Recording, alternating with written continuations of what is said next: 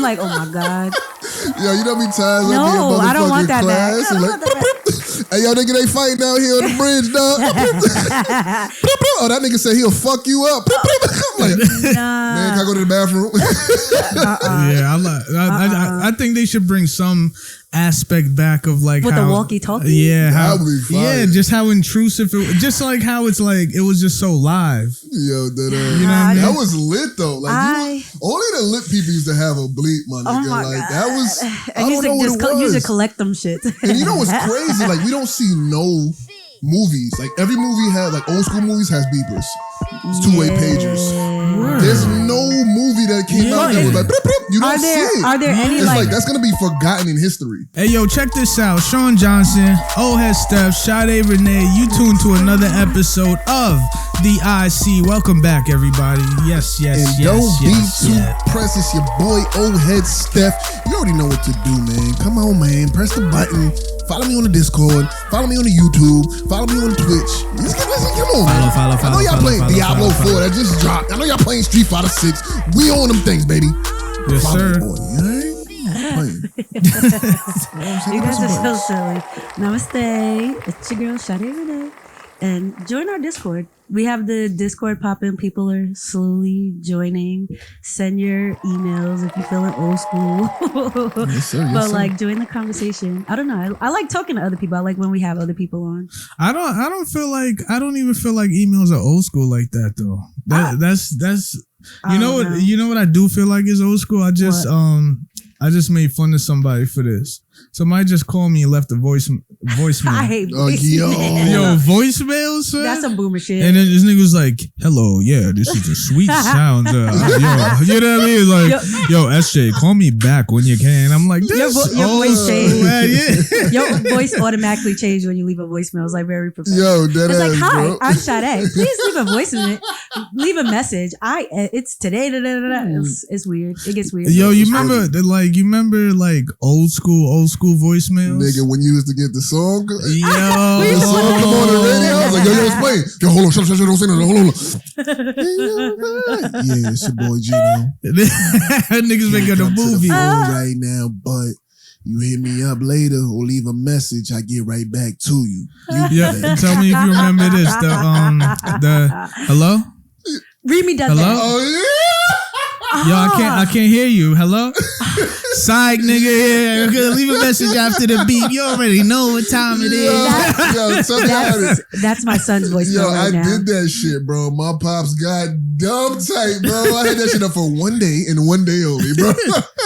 my son's voicemail is like that. My voicemail's in Spanish. So nobody thinks it's my phone, so they never leave a message. They were like, I thought I called the wrong number, and I'm like, yeah, you're supposed to.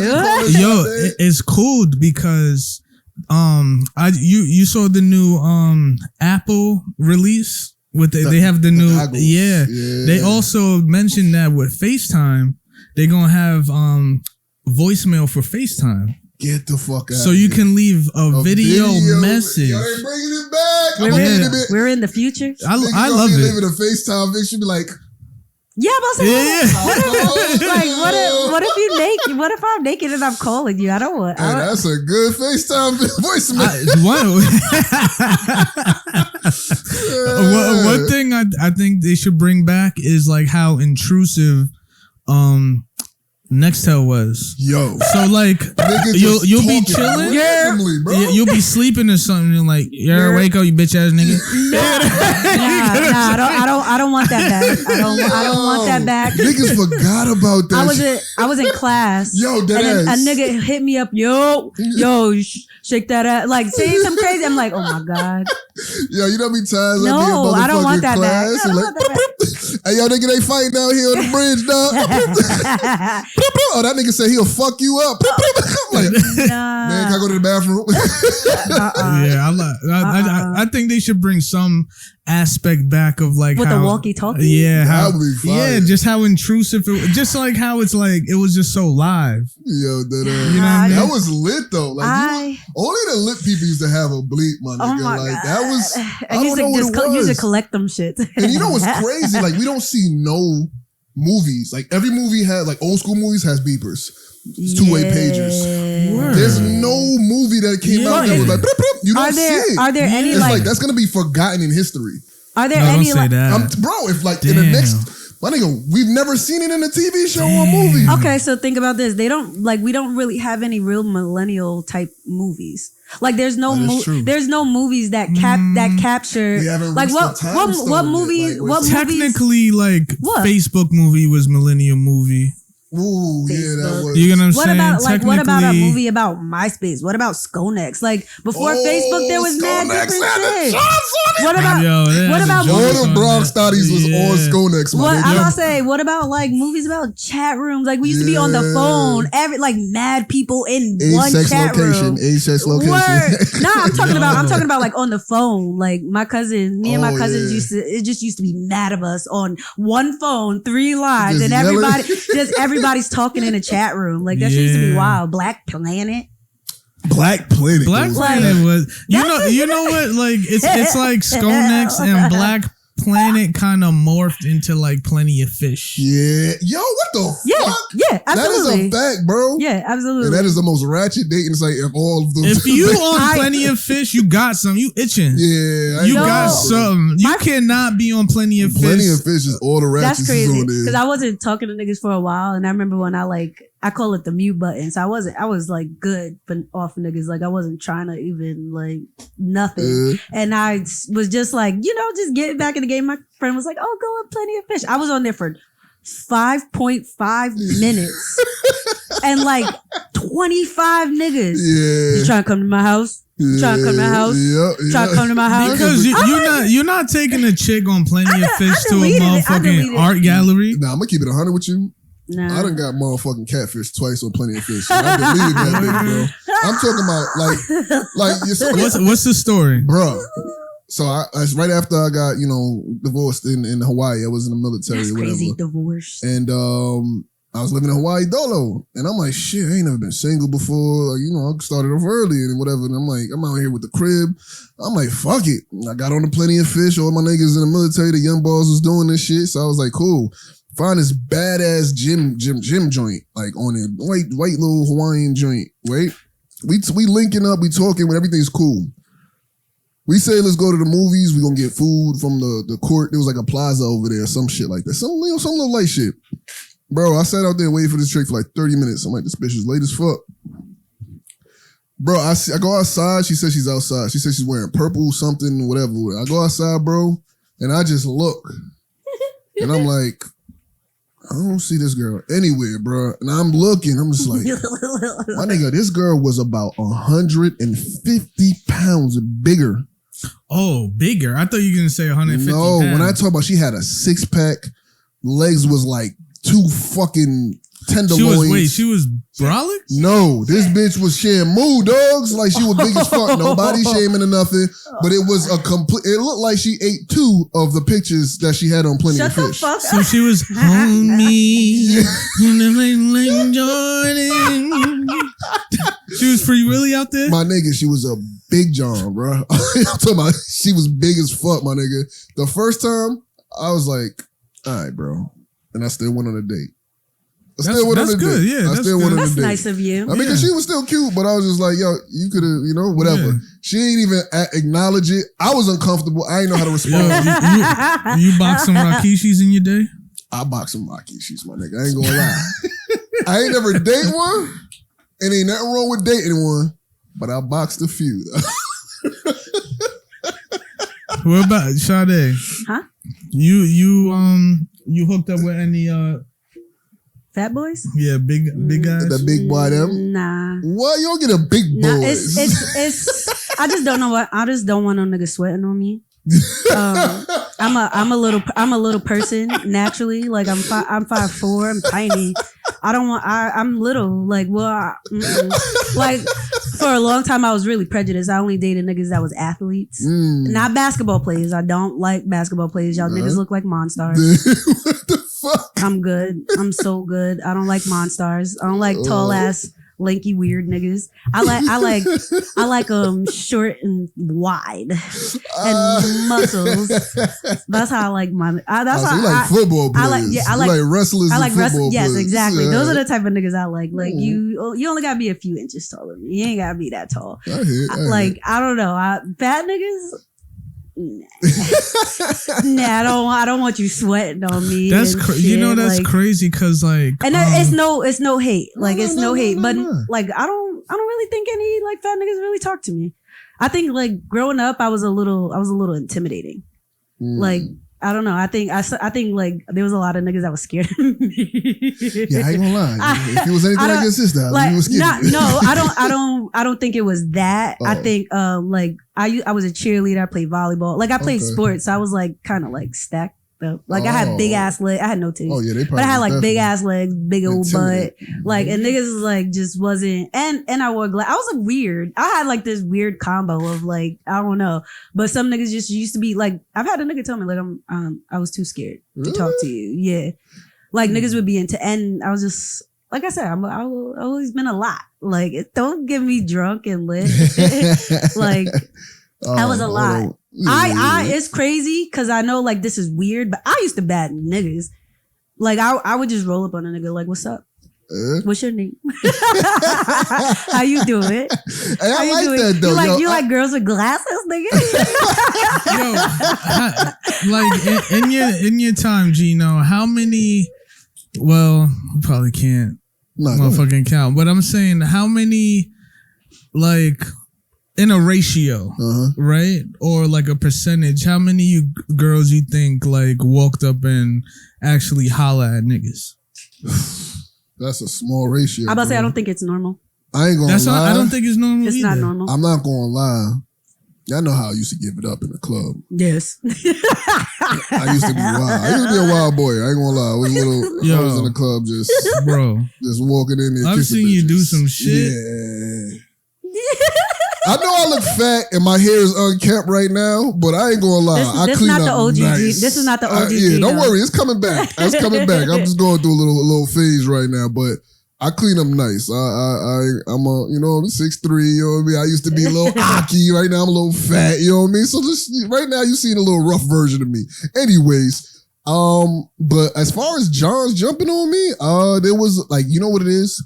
I remember every time I used to go to like OT parties. OT is out of town parties. That's for y'all. I don't even know if niggas say OT. Yeah, niggas say OT. That's New York shit. That's New York shit, right? That's what I thought. But like if I was going in like the Heights or before it was the Heights, really, it was just like whatever. Anyways, I would go to a party with like Gary or something. My cousin, you remember Gary? There'd be a like aggressive like tough John, and I ain't know back in the days, but it turned me on. Like some niggas like it, some niggas don't. Like, but it was very few. Probably like my whole life, probably like 3 times. 3-4 times, but like it would have to be like some real aggressive. I'm that bitch. Me, it'll always be Jamaican joints. Oh yes, I forgot. You know me, I grew up with Spanish joints a lot, but when I did go to the Jamaican parties, because I love Jamaican parties. Joints. Yo, Jamaican joints know what they want. Oh. They're not like you don't want to talk to me. Yo, did it? You act like you just you think you're too cute. Backside. Well, and it's like what I do? Yo, backside, we never know this. Yeah. And it's just like, damn, she going hard. You know what's funny though?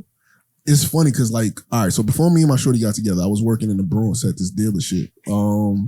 And I had this one African joint that worked with me. And she had a man. I don't know why she was like, I don't know. But after a year working it, she was kind of like, you could tell she was kind of feeling a nigga. Bro, this girl was like on me, bro. Like, and she was nice. She was nice, but it was just like, I don't know. I didn't know what the work thing kind of fucks with me because I feel like you don't. I don't do that either. Yeah, because like, what if it don't go right? Then you got to be stuck. Then I gotta see you every day. That's weird for me. They can get you fired. They can get you fired. It could just be a nightmare, and I don't play because I did it once and it didn't go well. Yeah, you know what I mean. I've never been attracted to anybody I work with, bro. excuse me, god damn, I'm sorry. I'm out here. I'm outside. No, I mean, anyways, but yeah, she was nice too, like nice. I can't emphasize enough. Nice, like real dark skin John, but it was just it was tempting, but I was just like, nah, bro, I can't. She was wild aggressive. Like she would like at the end of the day, like every office would clear out, and she would come in my office and kind of just like close the door and just like start showing me crazy shit and just like be right up on me, like put the whole shit on my shoulder. I'm just like. And I had to just be there, just like, yeah, yo, you wild. I was in a situation where I was at work. I had a job and I was messing with these two joints. And the niggas would just be hating. Niggas is so like hate, so niggas like are the biggest haters I know. Like I would so damn, she got a rifle on. Sorry. So he just do something. She just do something across. But sorry. It'll be a situation where like I'm just with the niggas now, and then they'll be like, "You fucking that bitch." It was like, what are you talking about? Yeah, you fucking that bitch. I'm like, all right, nigga, and you not, you mad? Nigga, like, what the mad fuck? as fuck, Niggas bro. be like, I don't know. I don't understand that shit. I don't know. Like, I never saw myself as a ladies' man. I just feel like whatever I do, I go hard. I like that. You know what I mean? I like that. I ain't gonna lie. I was like fucking girl crazy. I was obsessed. I'm not gonna lie. It came to the point. You see yourself as like a ladies' man now? Just like in general in life. Nah.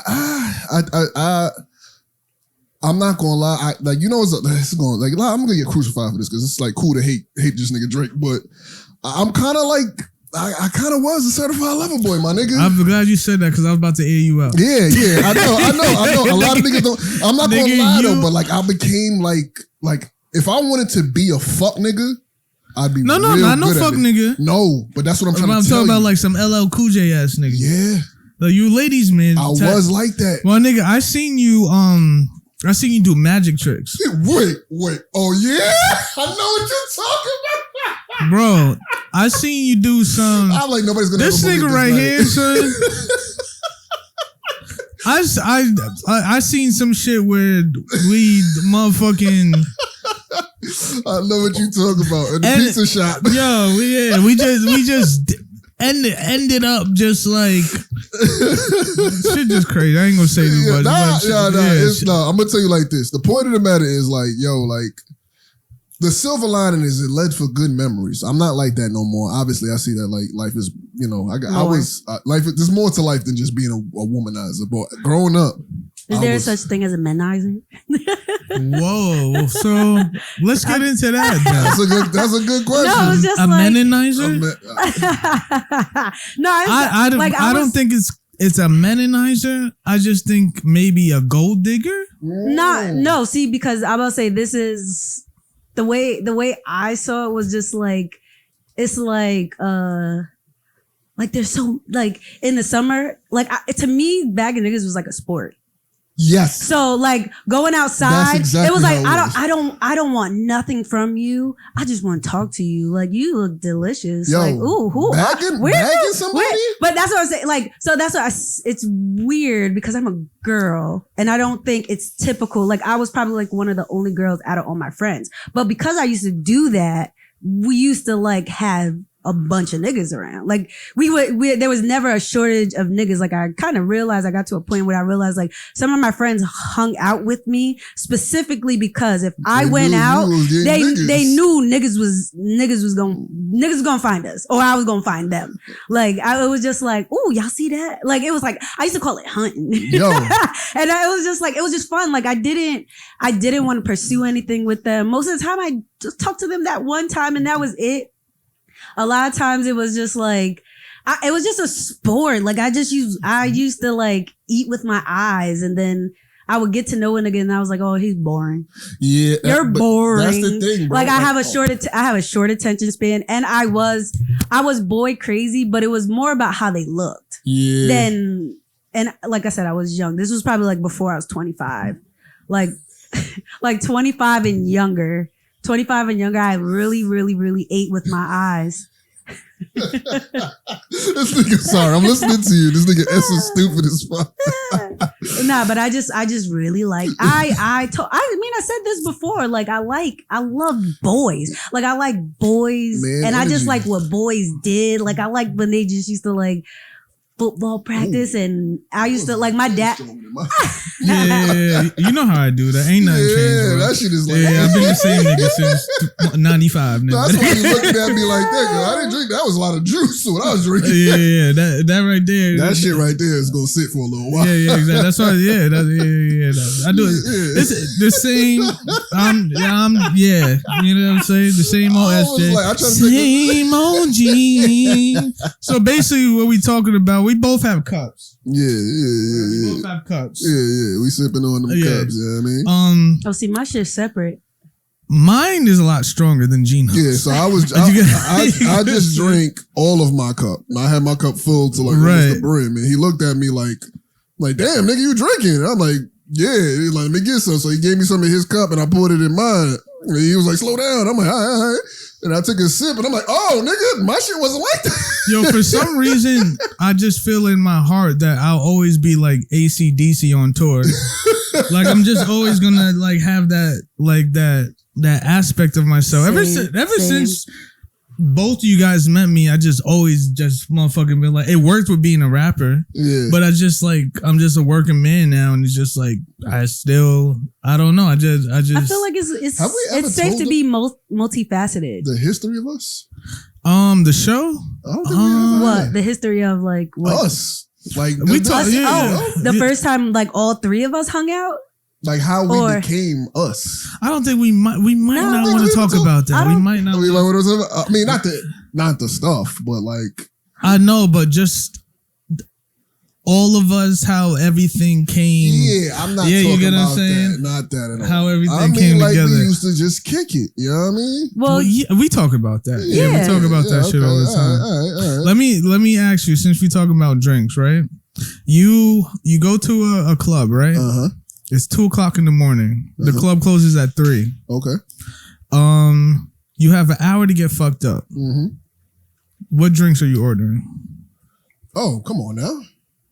Don't say Long Island. Long motherfucking Island. That's why you my nigga. Nigga. Put every one of them bitches in this cup and let's go. I ain't got no time, bitch. That's funny. Do you see? I'm trying to tell you. That's my dog. I already know. But if you want to add a little spice to it, a little color, get out of this motherfucker. A Long Island will fuck you up the quickest. Don't drink the blue ones. The blue ones is nice. The blue ones will put you on. You know what I do? I tell them to do a Long Island. They top it off with Coke, right? But I tell them to top it off with grenadine. Ooh, that's when you want to add a little sazon. You know what I'm talking about? You know what I mean? I grab that cup and start moonwalking. Yeah. Crazy. You already know what time it is, bro. I ain't gonna lie, bro. There was times niggas go out. We broke, my nigga. Like Long Island. 2 Long Islands. Two, and we used to go to this I was one just spot. talking about this with somebody. You get you a big. They got this fishbowl joint. Yeah. Oh my god! And you got nothing but Long Island. Granted, we're a little older now, so we drink a little finer. You know, we do a little Macallan and shit like that. But not me. I mean, I still fuck with it, but honestly, I don't drink as much as I used to. The most they'll see me drink is when I come here. This is when my unwinding comes out. But you get the fishbowl. That shit gonna get you through half the night. If you drink like I'm 6'3", bro. I could drink 2 of those fish bowls. Yeah, I'm a drinker. 2 in the night, and that I was good. You know what I mean? I ain't need nothing else. Mine is just give me a tall glass of tequila with a little bit of cranberry in it. That's not. I'm going to have a great night. Yeah. I love me some tequila. Just gets me right every time. Tequila is nice. I love me some. What is tequila. It? The mezcal? A mezcal mule? Not a Moscow. Not a Moscow. The mezcal. No, mule. I like the Moscow mule. The Moscow mule's cool because of the ginger. Yeah, but that's what the mezcal mule is with ginger. It's tequila. It's the mezcal instead of vodka. Yeah, so you get that, right? And then you get the one that's 100% agave. Yes, that exactly. means you get no hangover in the morning. You be and it's a nice little buzz. It's like, it's not too, you don't get the buzz where it's like, you know what I mean? You get the buzz, it's like, so fucking smooth. You know what I call it? I call it the Robin Thicke buzz. You know what I mean? You know what I mean? The Robin Thicke buzz. You get the Robin Thicke buzz, and it's just like, you know what I mean? You get a little, you know what I mean? Yeah. Just wanna love you, girl. Wanna love you. Yeah, I mean, you still swaggy, but you just, yeah. Love you, girl. Wanna love you. Yeah, love you, girl. That's it. Tequila's for me. Long Island, I just get a little too. Nigga, I had 4 Long Islands in the club. Yeah. You know, I got a guardian angel. Yeah, you definitely do. Oh shit! But because of the fifth, her name is Sade. The fifth, give me that. Long Island. You're done. I always drop. Yeah. Somebody bumps into me, I drop it on the floor, and I'm like, oh, I don't need to be drinking that. And every fucking time. It's like, this is number 3. You're done. Nigga be done. Nigga be squinting. When a nigga starts squinting, you know they done. You get in the seat. Yo, Sade really one of the homies, yo. I never had a friend like you, yo. I remember the time we went to a Halloween party, bro. We went to a Halloween party. I say both y'all ass. Yo, check this out. Mind you, all inclusivity, you know what I mean? LGBTQ, I love y'all and all that. But we went to a Halloween party. And as a straight man, I don't know if the straight niggas out here know. There's certain places you gotta watch out for Halloween, my nigga, because we went to this place and man, I'm gonna keep it 100. First thing I did when I walked up in there, you was Batman. You was knocking on the I was wilding. It was like 2 seconds. It was a John. She came on to me. I ain't gonna lie. She was fire too, but she came on to me. Anyways, I ain't know what type of party it was. But anyways, we got there a little early and the lights were still bright. So you want to tell a story, huh? And then, I gotta tell it. And then it get a little darker. And we kind of all separated and started doing our own things. You know what I mean? So we have our own, like, this is like a good episode for a sitcom where, like, the show splits up. I can't believe you telling this story. I'm saying, bro, we got to keep it 100, bro. I have my own experience. You had your own experience. She had her own experience. So anyways, I'm vibing with the Johns and shit. You know what I mean? I'm like, get it. And then it starts getting a little darker and the drinks is flowing. And I'm just like, hey, Sexy Freddy Cougar over there is kind of toned. I can't stop laughing. It's a little weird, but whatever. And I'm dancing, and I'm like, oh, sexy vampire got a 6-pack. Okay, whatever. Oh, you know what I mean? Like, and I'm like, what the fuck? Sexy mommy is taller than me. What is going? Hi, man.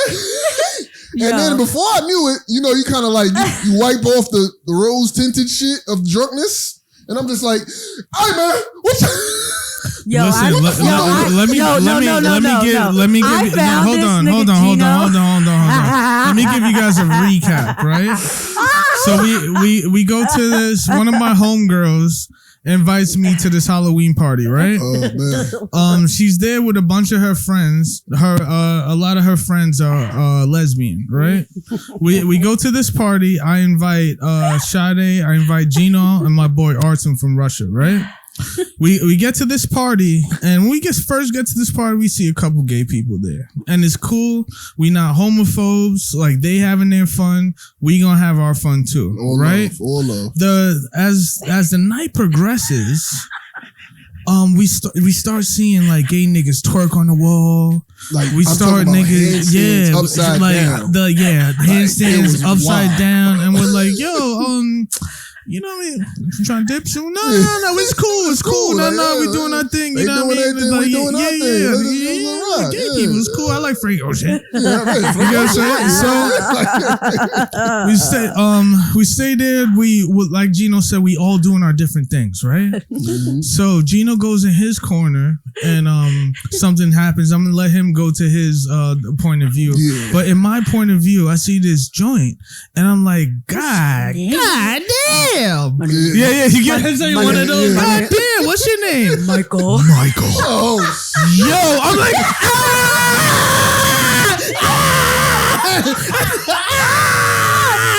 Yo, I saw the fear.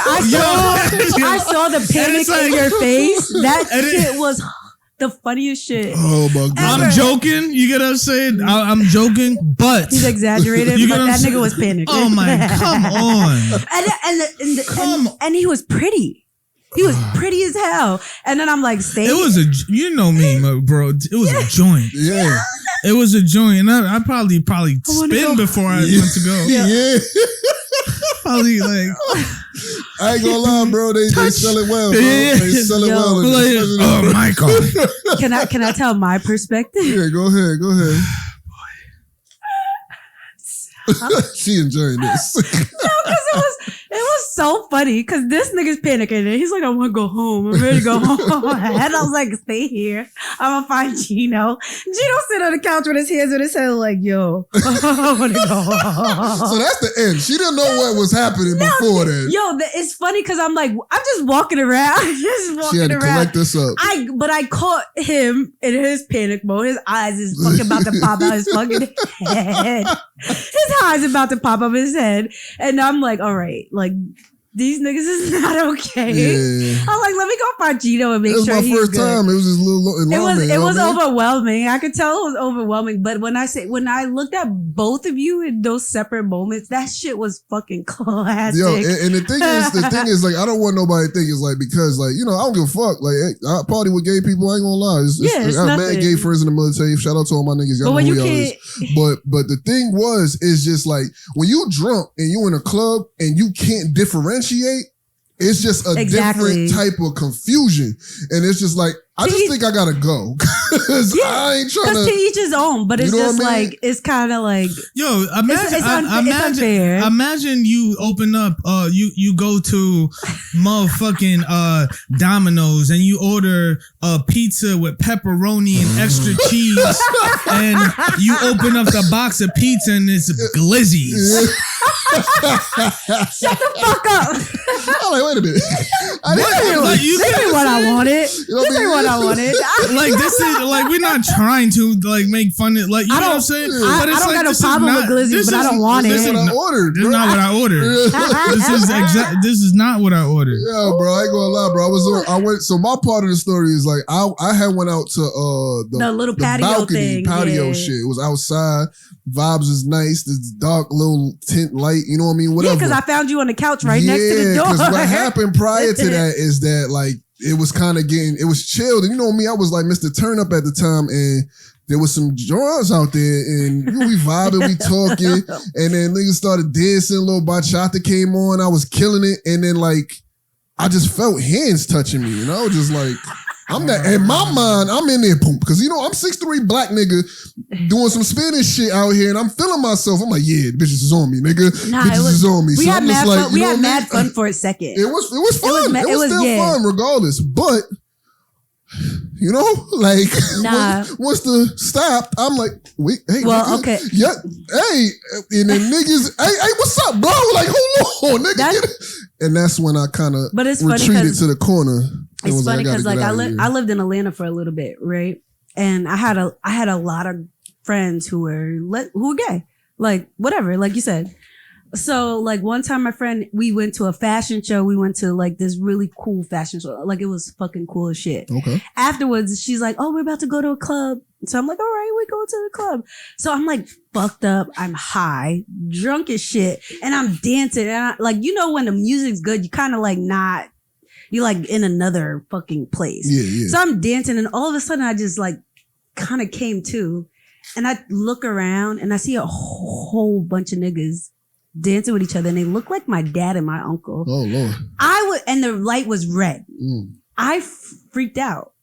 I freaked out. Like I really freaked out because it was just it was like being in like some kind of Twilight Zone. Like it was mad weird because they were dancing like me.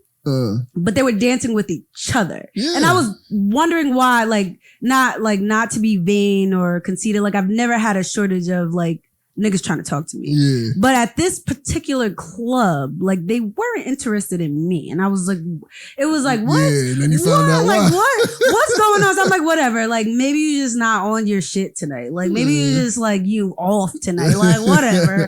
Like, so I'm like, all right, I'm like dancing with my friends or whatever. And I'm out and I'm dancing. I just like, I don't know what it was. It was like I woke up and I was looking around and I was like, I need to go outside.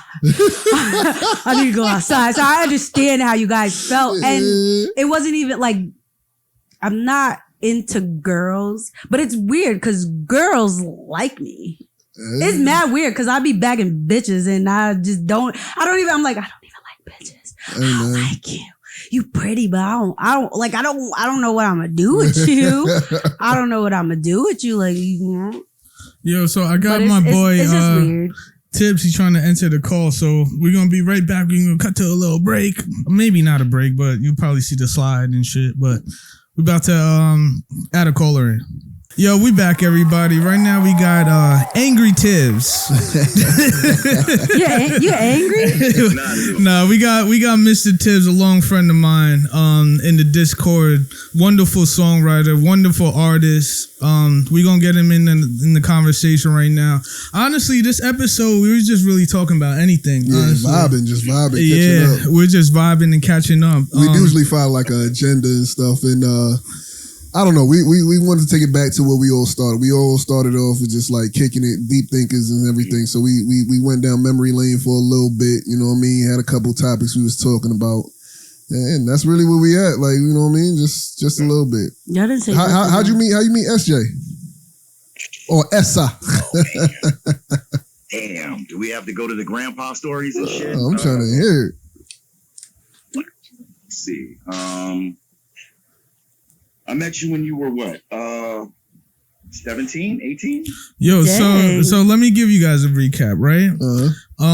Me, my boy Danny G, my boy Greg, before I started to get into filmmaking, we bought a Canon XLR. This is before anybody had the DSLR cameras, the cameras that can like fit in your hand, the small cameras. Yeah. Tibbs was a bouncer for a club called the Knitting Factory. This is a classic hip hop monumental. The what factory? The Knitting Factory in the city. So this was like a monumental. Yo, that's crazy. My parents used to go there. Yeah, this is like a real hip hop place. I'm talking about. I know exactly what he's talking about. Kanye West there. Okay, Q-Tip, A Tribe Called Quest. Yeah. AZ, Rakim. Like I met all these guys there, and the whole thing was he would get us backstage with the camera so we can try to link and like sell beats to them, or you know what I mean? And we'll say that he would say that like he was our cousin. That's where the Surrealist came about, because that's what our website was. So we'll say our website was the Surrealist, and you can actually go online and you'll see Busta Rhymes with Q-Tip and Kanye, Kid Cudi. I seen it. Tibbs was the person who got us in. So the connect guys that did all the work. So he's the OG. Right. So fast forward to the future, we still in contact right now. He's on the IC just kicking it with us. Okay. Nice to meet you. Well, nice to meet you, Mr. Tibbs. Welcome. Yeah. That's dope. That's dope though. Well. Oh yeah. You know, hey, listen, we over here chasing the podcast dream, man. You know what I mean? Trying to get it out there. Even if we're not, we good. Ain't no dream. From what I could tell, y'all are doing a great job. I appreciate that. Y'all see that? That means y'all gotta click them buttons right now. Let me stop. So one thing me and Tibbs like talking about is we had it in the wait. Where'd you go? Yeah, where'd you go? Tibbs is still here. Oh. Tibbs is trying to get his volume right. Got you. So and I think 2 episodes ago we had a trap versus hip hop debate. Oh man. Right? Yeah. And Tibbs is a real hip hop head. Okay. You know what I'm saying? Okay. And I want to kind of go back to that just because this is your expertise, and like I want to ask you out of the 2 generations of like what came forth out of like the time where you would have like Tribe Called Quest, Mobb Deep, and like other 90s groups like that. Then fast forward to now to you have like Drake, Future, Kendrick Lamar, J. Cole, and people like that now. Okay.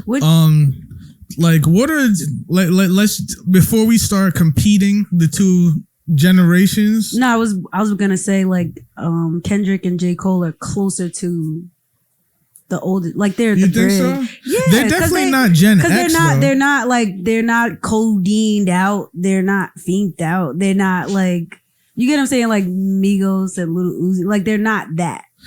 I think we kind of compartmentalize artists as how ignorant they are. Because when you look at you know what I'm saying? Because when you look at it, like Kendrick Lamar, he came out when like ASAP Rocky came out. He came out. You get what I'm saying? Swimming pool. It's not. These aren't Gen X rappers. Drake, Cole, they're all peers. Yeah. So you can say, but they still came out when Future came out. Yeah, right, they but did. Future's not considered a peer because when he first came out, he wasn't lyrical. You understand? That's what I'm saying. Like, you know, exactly. Now he's morphed into a lyrical artist. Like they were. There's like that trap stuff, like the like more chanting, fun, like free loving. When he first came out, he was like that. Yeah. He's just growing into like kind of being a little bit more grounded. And I think J. Cole, Drake, like they're not like a lot of the new age rappers. They're not the same. They don't fall into the same category. So what's the question though? If you look at it like, okay, you got Kendrick, who's considered like the top tier, right? Mm-hmm. Then you got Cole, in my opinion. This is my opinion. Mm-hmm. Cole is a close second. Because he seems to have that aesthetic where it's I'm the poor rapper, but I'm not poor, if that makes sense. Mm. And everybody he works with is successful. So technically, he's not a poor nigga. You understand what I'm saying? Don't get me started on that. Then you go to Drake, who is pretty much the Jay-Z of everybody, but he don't write his own shit, allegedly. Mm. So that puts a damper on his greatest of all time moniker. Then you've got ASAP, who, not for nothing, people sleep on him. He's always been consistent. Yeah, absolutely. And he's changed his sound. He's evolved. For Kendrick, none of these niggas have ever really gone out of their way to shake their shit up. Even Kendrick has stayed in his little jazzy weirdo, Kasumi Washington pocket. Flying Lotus. I think J. Cole switched his flow up a little bit. J. Cole was a little bit more. He does, not too much. It's not dramatic, but he went from like more Nas kind of boom bap type of to like mad syllables. He rhymes in triplets. Yeah, he rhymes in triplets now. He wasn't doing that before. He wasn't not doing before. that. Yeah, letting us down. Yeah. But if you listen to Cole's discography up until now, give me your honest take. I don't see him fucking with Kendrick. I don't see him fucking with Kendrick either. I don't see him fucking with a Drake, and this is soft Drake. This is nah. I think J. Cole lyrically fucking reggae Drake. Nah. To bop and ride it for about a good year and a half. Yeah, he does do that. I like Cole. Don't get me wrong, but I heard him on Johnny P's Caddy. He didn't body Benny the Butcher on his own shit. I didn't hear that. I'm not gonna lie to you. I don't, man. I heard him body something. Like I said, he been bodying some UK tracks though. Yeah, absolutely. He been bodying. I'm sorry. The question I wanted to get to, right, is comparing the two generations. Right. Okay. And I was gonna go into comparing the cons and pros of each, because there's some things that the 90s artists have that the 2010s or the modern artists now don't have, and vice versa. Like one point I was bringing up is the vulnerability. Like a lot of the 90s artists, like I feel like they were stuck in a pocket. Limited to how vulnerable they could be. It was more if you had to stay hard. You had to stay hard. Or cool. Even if you was going to be vulnerable, the only vulnerable state you could be is either anger or like... Or even conscious rap was still some type of box for a lot of the 90s artists in a way. It's like they couldn't have fun with being conscious. Yeah. But the thing is, they did though. They did. I'm sure they did. You had your X-Clans. X-Clan had a song called Verbal Milk. You had your De La Soul. Mm-hmm. So All right, let me say it like this. In the beginning, Brand Nubian, the first iteration of Brand Nubian was fun like a motherfucker. You had your Tribe Called Quest, you had your Jungle Brothers. This was all Afrocentristic rap that first came on the scene. Mm-hmm. Laid the groundwork for your X-Clans. Jeez, I mean, I don't know why I'm drawing a blank, but before them, there was Public Enemy. Yeah. So you had a Chuck D, but you had the lighthearted zaniness of Flavor Flav. Yeah, I see that. Yeah. By the time you got to you had Poor Righteous Teachers, you had Queen Latifah with Ladies First, way before. As I said, UNITY, yeah, all of that, yeah. Way before that, you had MC Light with I Cram to Understand You. They bringing it back. These were all records that in the beginning, and even until the mid 90s, even until I want to say like we started getting hard, honestly, when Wu-Tang dropped. When Wu-Tang dropped 93, 94, it was a shift. It was a tonal shift sonically. What about NWA though? Yeah, what about NWA? They was hard as fuck. Yeah, they dropped before. Yeah, but we're talking about an East Coast hard. Oh, okay. Because at the time, NWA, but the NWA still took the wave wasn't though. Having nobody speak for us, right? But the West Coast had their voices. You understand what I'm saying? They couldn't speak for what we were going through over here. We had a Nas, we had a J, but we didn't have like a whole squad. 7 niggas. Yeah. 7. That was unheard of. Every nigga had a record deal. It was never done before, and it's never been done since. But that's not the same thing that happened with NWA? Fuck no. Ice Cube was the first nigga to leave. One nigga left. One nigga out of 4. It made it. Then Dre left. Then Easy ended up dying of AIDS. Right. Oh, yeah, right. Ren dropped 3 because of that accident. Yeah. What accident? The AIDS? No, didn't he get into an accident to where he lost his voice, or was that later on? No, that was the DOC. The DOC was signed to Dr. Oh, yeah, I'm bugging. I'm bugging. Yeah, obviously this is before a lot of niggas' time. This is like between 85. Yeah, I was born in 88. I was born in 85. Yeah, I was 1 year old. Exactly. See, I was born in 85. This is like making me feel old. Nah, it's okay because I was born in 85, and this is what I was listening to when I was little, and it was like from between like 85 to like 95. This is when this happened. What he's talking about, that's when that happened, like that shift. Because I remember it. It was like completely different. I'm about to say you could feel like the shift of what, like, I remember like being in what, like 6th grade and what we were listening to versus what I was listening to going into 9th grade. It was like completely different. It was a completely different world. Yeah. It was, okay, here's the thing. You're talking, okay, so some of y'all were born at the time that I discovered De La Soul. De La Soul dropped in 1988. Damn. Lion Rising dropped in 1988. That's crazy. I remember them. That's like, what? Yeah, I was born. That album dropped, that album sonically changed hip hop and sampling. Because you got to remember, the niggas that was out at that time was Big Daddy Kane, Run DMC, Curtis Blow. And these niggas was considered hippies. So let's draw a comparison. Okay. Right? Let's draw a comparison to that era right there. We just got like a little crash course. Let's draw that comparison to that era right there to a modern era now.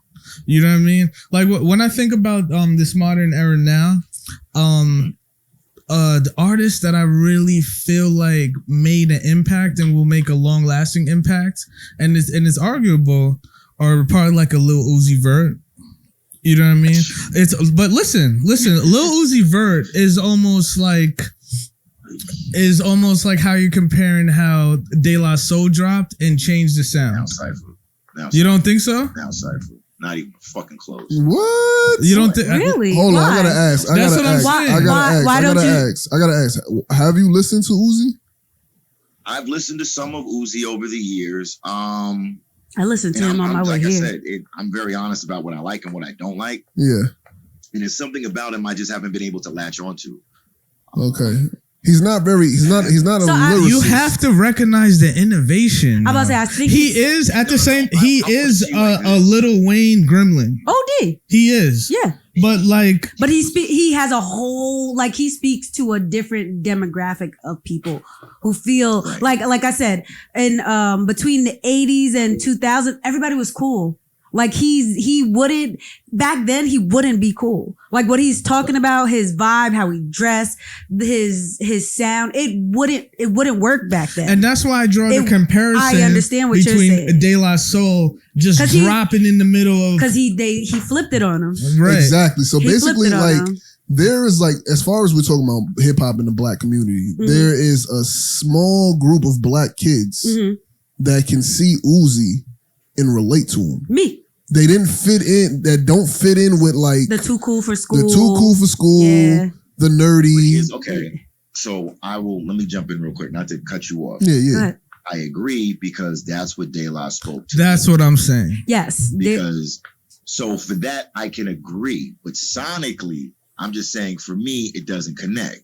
I mean, I get that. There's a lot of hip hop. But like, if you ask me who I connect to now, I can name you 20 other dudes, but it's not Uzi. Go ahead. But so give me 5 people you connect to today. Like, okay. Milestones. Milestones in modern rap. That changes the trajectory of rap. Exactly. Like Daylight. Hold on. First, I just want to hear what he, like, the new artist today that he fucks with, and I want to know how much they sound like the old artists. Coyle Ray reminds me of Little Kim. Okay. I fucks with Coyle Ray. There's something about her I fucks with. She's fearless. I like that. Okay. Kim was like that. That surprised me. I'm not going to lie to you. I didn't think you was going to say something like that. I'm full of surprises. Yeah, that surprised me. I like that, though. I listen to shit that no one expects me to listen to. Yeah, I like that. I just discovered Juice WRLD. What? That's that nigga. Yeah. Okay. Who does Juice WRLD remind you of?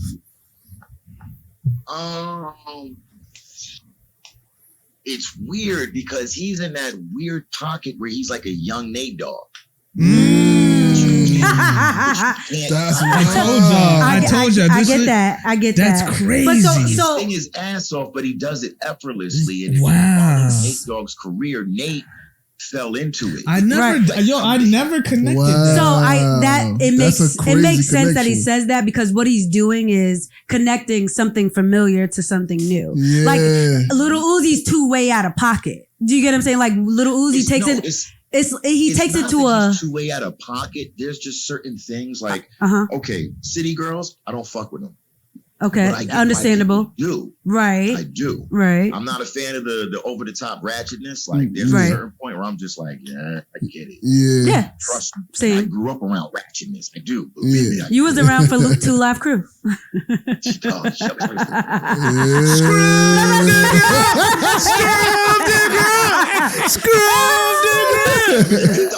Look at, hey, we want that pussy. That's what I'm saying. You can't like. It was so live. Bruce Springsteen gave him "Born in the USA" to sample. Word. But that's the funny. Like you say, you don't get with the ratchet. That's wild. This nigga's like an encyclopedia. But that's what I'm saying. Like, it's mad funny because like a lot of people don't get with the ratchet. But 2 Live Crew was, have you ever listened to their lyrics? Yeah, have you ever seen Freaknik? What? Yeah, my parents. Yeah, my parents went. Freaknik was wild as fuck, They used to dump us in one house. You guys have to remember too. 2 Live Crew fought for censorship. OD in hip hop. Yeah, it's the reason why. It's the reason why Cardi B can talk about what she talks about. That's my point. They fought for censorship now because of 2 Live Crew. Yeah, you have to put that parental advisory on your CDs. Yes, because these niggas because of them. Speaking, let's keep it 100. Because of Tipper and Al Gore, you have to put that. But 2 Live Crew fought for that. Like they literally went to. Can we go court. a little more in detail to why? Go ahead. Yo, explain it to his stuff. Have you ever heard their songs? Have you ever? No, I'm asking. Okay. I'm asking. Have you ever listened to the lyrics? Of course. No, of course. Like I'm that shit is I like one. Too Short. Same. No. Just as freaky as I'm asking Tibbs to explain the whole court case. Yeah. Between Two Live Crew and Biatch. the federal. You get what I'm saying? Yeah, that was his favorite word. Biatch. People like, Biatch, that's what I call Don't- a girl. Yeah, I know that. Two shows that nigga. Show dog. That's funny. But yeah, so like, explain to me, like, why did Two Live Crew fight for censorship? I didn't know anything about that. That's new to me. At the time, their album "Nasty as They Wanna Be" was a chart Topper. Mm-hmm. Okay. You're talking about maybe number 1 or number 2 in the charts. Okay. And White America at that time, we're talking, if I'm not mistaken, 87 or 88. You got to remember. From 86 to about 88, hip hop did a significant change. Yep. You had Run DMC becoming the first group to like really become like mainstream. Mm-hmm. You had the Beastie Boys opening up for Madonna. Oh shit! You had fucking LL Cool J, Beat Street that just came the fuck out. Crush Groove was a hit. LL Cool, like, dude, this is when hip hop was like. White kids were discovering hip hop, so they threw a monkey wrench in it, basically. And Two Live Crew fucked the game up. Because the parents was like, "This is nigga music. We don't fuck with it." Right. Let me tell you, Public Enemy's first fan base, and this is a true story. Italian white kids. I believe crazy. it though. You don't believe me? I believe it. So basically, you're saying that when that happened, basically they had to go to court about it. Well, the thing was, you're talking about an urban group from Miami. Too Short wasn't even out yet. So they already had themselves established as being raunchy rappers. Right. But they had clean versions of like Georgie. They had Georgie, Do Why Diddy.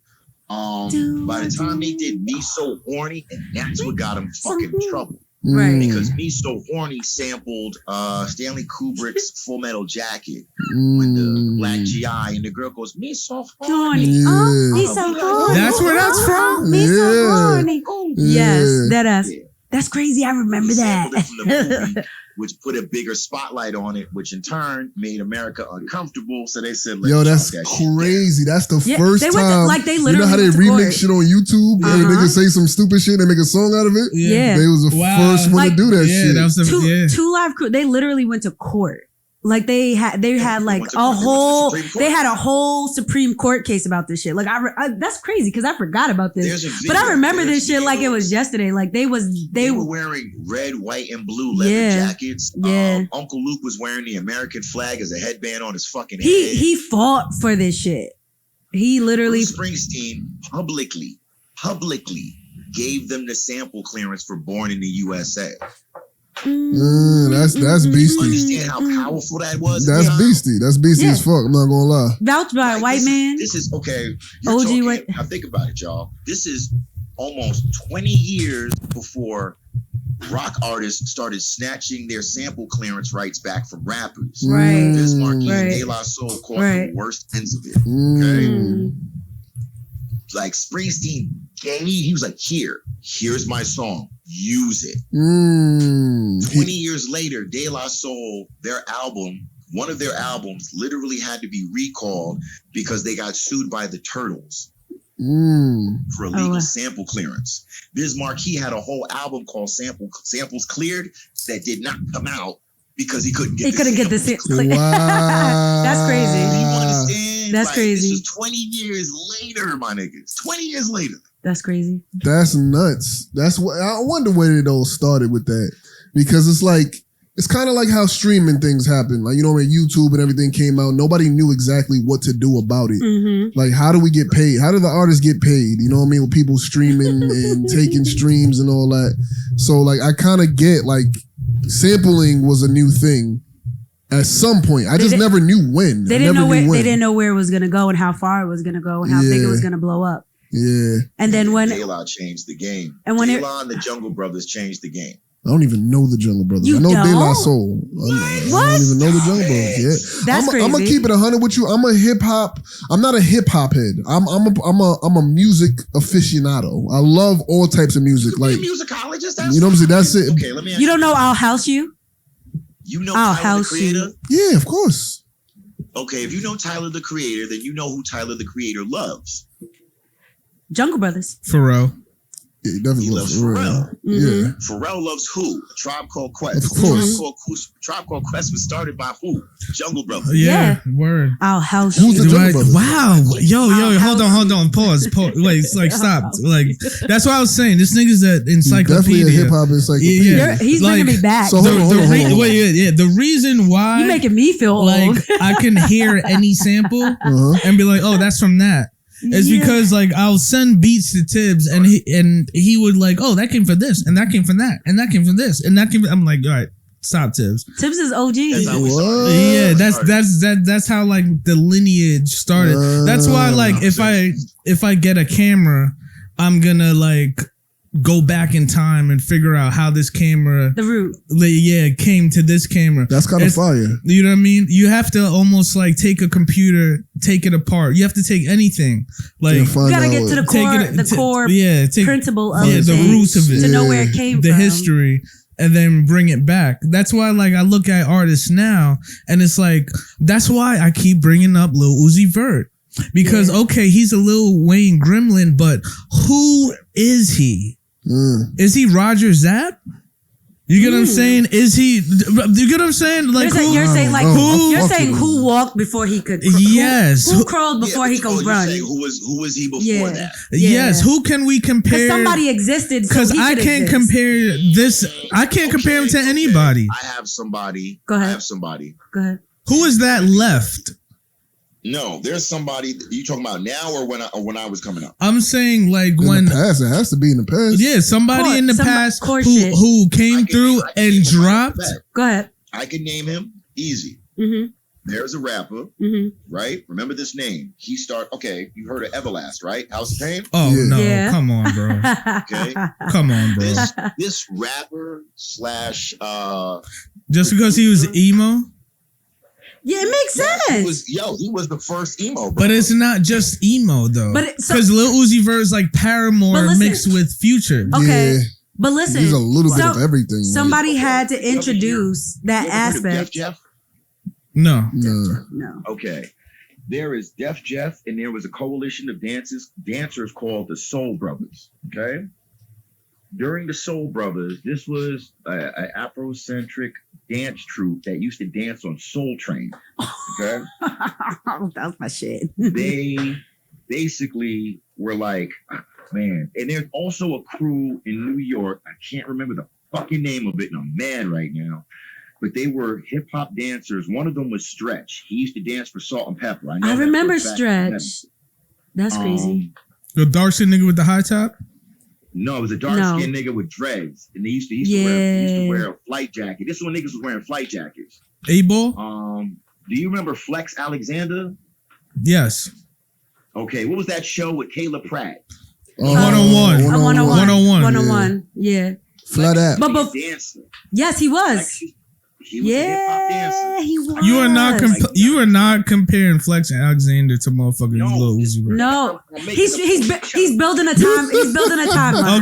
Okay. Lineage. He's building a timeline. Just go with it. That's why I say that. Thank you. I gotta give you a timeline.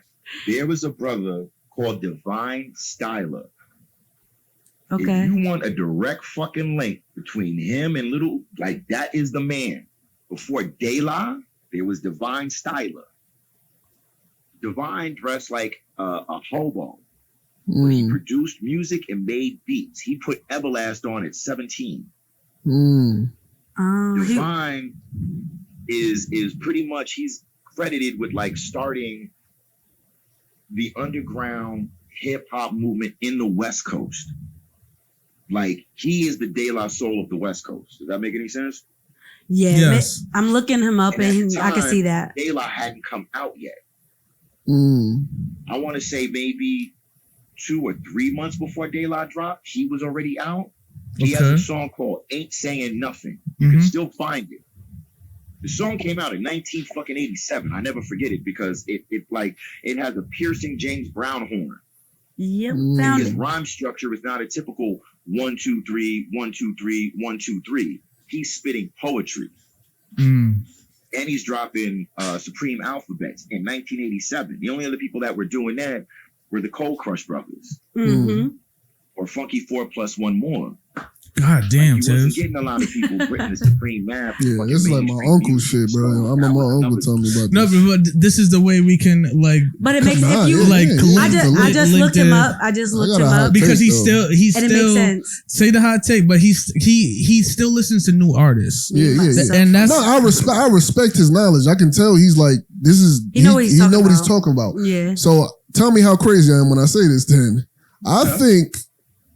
This is gonna be crazy, but I think if Prince was rapping today, he'd be Lil Uzi. Prince? No. The reason the reason I say that's a reach because you're only looking at the aesthetic. You're looking at his feminism, how he brought the feminism to the front of his I'm like. not even looking at the they them pronouns or none of that. No, it's not even that. No, he's talking to me. He was talking to me, but we saw about it. Yeah, because you got to remember too, Prince was introducing sounds that nobody even had access to. What do you mean? So was Michael Jackson. No. Prince was on a whole nother level. Prince was producing. He was playing and producing his own sound. Rick James stole Prince's. What we gonna say? Yeah, this is a fact. I'm saying a fact right now. What you mean is a fact? That Rick James was out before Prince. I'm saying right? Rick James was on tour and stole one of Prince's pianos because he had settings that he made up that nobody else had. Right? Yeah. Prince was using instruments, synthesizers that nobody else had access to, and he was making that and shit he himself. was playing it himself. Yeah. You get what I'm saying? Yeah. That's why Warner signed him, but that's why he was a slave to his own contract. But that he used to talk. What I'm trying to say is, if you're comparing Lil Uzi Vert to Prince, I'm talking about as far as not the impact he's made yet, because that's why it says a hot take. Because I know Prince is held at a certain fucking pedestal, which I understand. But what I'm talking about is how he stood out in his time. Mm-hmm. Like there was like other than Michael Jackson. But I don't know, because in the 80s they was wearing some crazy shit. Nobody was that wild as Prince. They was wearing some. There was. I know. Tibbs, you didn't have the button. You didn't have the tight button up in the 80s, Tibbs. Nah, but those two were the monolith. Right. Exactly. Those were the two black men that you either wanted to be Prince or Michael Jackson. Word. Okay. You either wanted the lace nigga and go. Yeah. Did you wear it, Tibbs? Don't lie. Let me look on the internet and find a picture. Yeah, I want to look on Google. We about to play. We got the understudies. I know. Tibbs out there like. We look it up. You had the jerry curl. You had hair back then. I had an F curl though. Just your soul. It was a very quick curl too. Quick curl. I hear. No way. Nigga want to smoke something.